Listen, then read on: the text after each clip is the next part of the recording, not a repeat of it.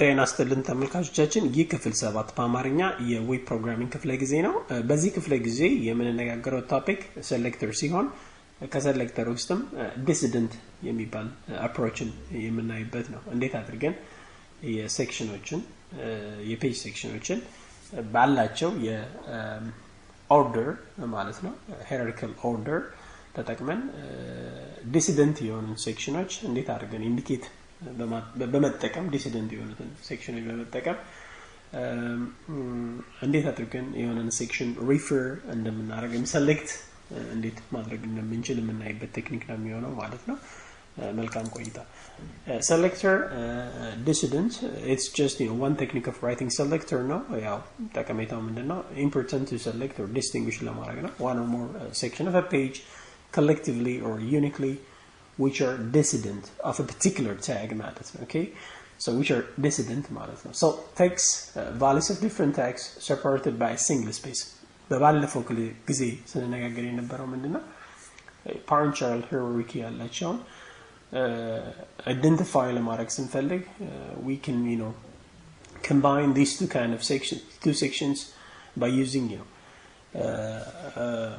the greaters and so on. በዚህ ሰዓት ላይ ደግሞ a dissident of a particular tag የሆነን section ወይም ደግሞ dissident of a particular section of a page የሆነን ደግሞ ለማመላከት የምንጠቀመው እዚህ ጋር single space ነው የምንለው. So if we have two tags meaning that tag 2 is a dissident of tag 1 ነው ማለት ነው. So refer እናደርገው የምንፈልገው section የtag 2 ከሆነ tag 1 ቀድመን እናስቀምጣለን ማለት ነው. So we can say that tag 2 is a dissident of what tag 1 ብለን የምናስቀምጠው ማለት ነው. በምሳሌ if I have for example a particular a link section ማለት ነው. link section ካለኝ a ላይ የምጽፈው በa tag የሚጻፈው link section ነው.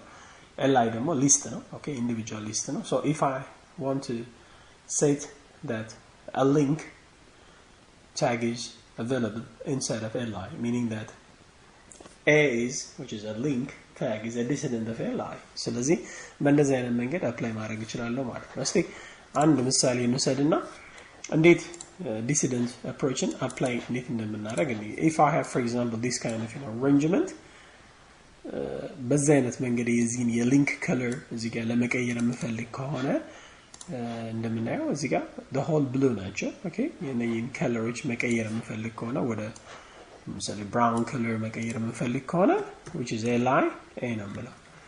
so it means that the link tag a is a dissident of a line. ስለዚህ color ላለው እዚህ ጋር ምን ላለው brown ነው የምለው.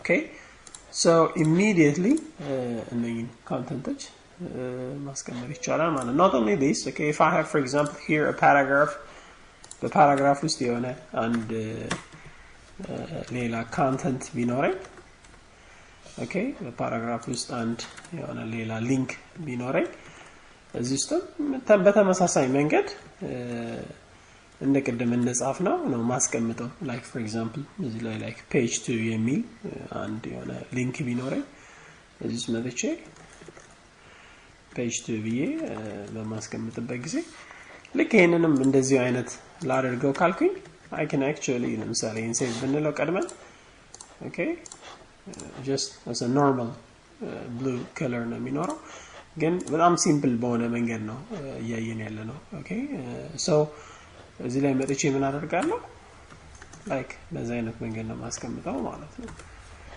okay እዚህ ጋር color አለው ለምሳሌ red አቺቭ ማለት ይሄ ምን እንደሚያሳየው የዲሲደንት hierarchy ያላቸው ማለት ነው. if a particular tag is a dissident of another tag I can simply put these two tags consecutively በማስቀመጥ by just a single space በመጠቀም consecutively ያስቀምጣቸዋለሁ so that it shows that the first tag is like a parent and the second one is the child so that the second tag which is a dissident of the first ብለን የምናስቀምጠው ማለት ነው. so እንደዚህ አይነት hierarchyዎች በማስቀመጥ ሴሌክተር ምን እንዲኖረው እና ማድረግ ይቻላል የምንፈልገውን ሴክሽን ሴሌክት የማድረግ አቅም እንዲኖረው ማስቀመጥ ይቻላል ማለት ነውና very important ነው. okay እንደዚህ አይነት structure በሚኖረን ጊዜ እንደሞ እንደዚህ አይነት section በሚኖረን ጊዜ በዚህ አይነት መንገድ በመጠቀም የምንፈልገውን ሴክሽን አክሰስ ማድረግ እንችላለን ማለት ነው በፔጃችን ላይ።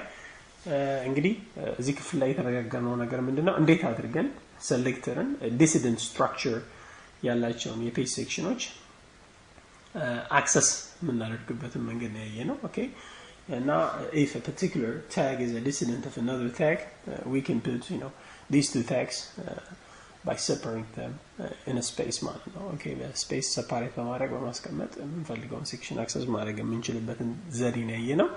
የዚህን ክፍለ ጊዜ ጨርሻለሁ። please don't forget to subscribe, which is eCitizen ዩቲዩብ ቻናል ላይ ያለ ነው።